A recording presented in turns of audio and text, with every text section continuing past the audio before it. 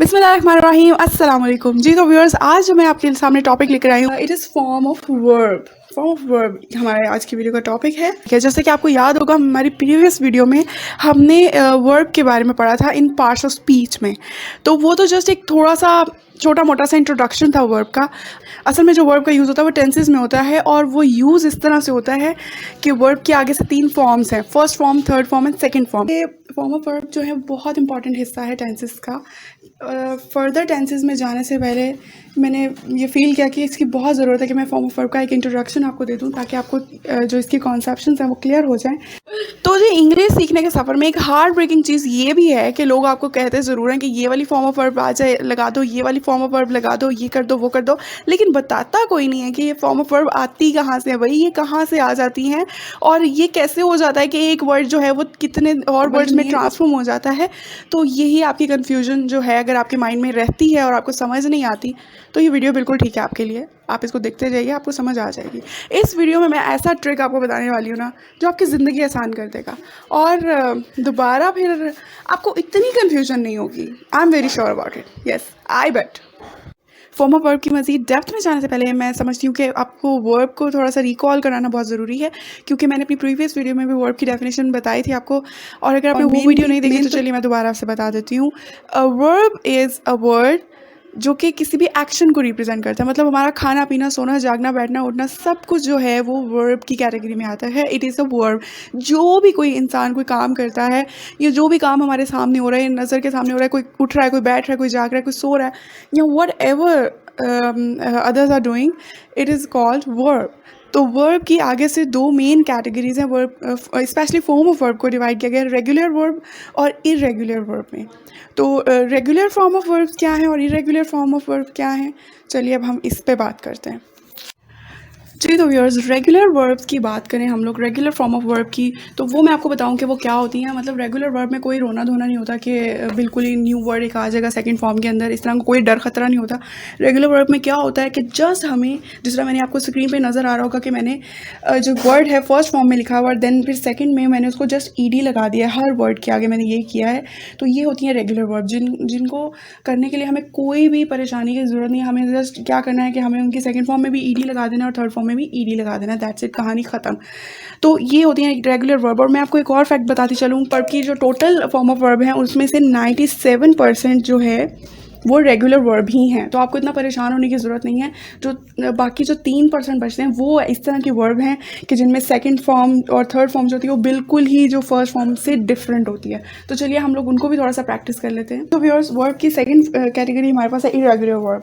Irregular verb, मैं पहले आपको एक गुड न्यूज़ दे दूँ कि इरेगुलर वर्ब जो होती तो ये टफ ही हैं, क्योंकि इनका जो फर्स्ट वर्ब का फर्स्ट फॉर्म का सेकंड और थर्ड से कोई लेना देना नहीं होता। ये बिल्कुल ही डिफरेंट ही कुछ और ही बन जाता है। लेकिन गुड न्यूज़ क्या है कि ये होती बहुत कम है।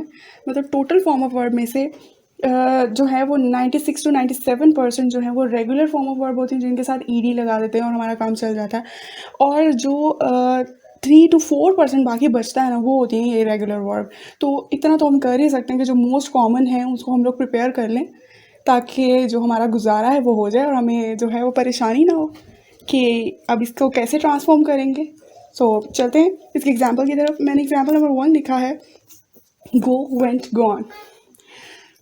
सेकंड है ड्राइव, ड्रॉप, ड्रिवन। थर्ड है arise, Ross, arisen.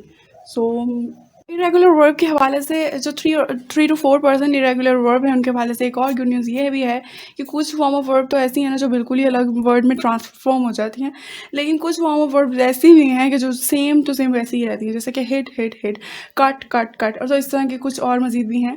So the most common यही हैं।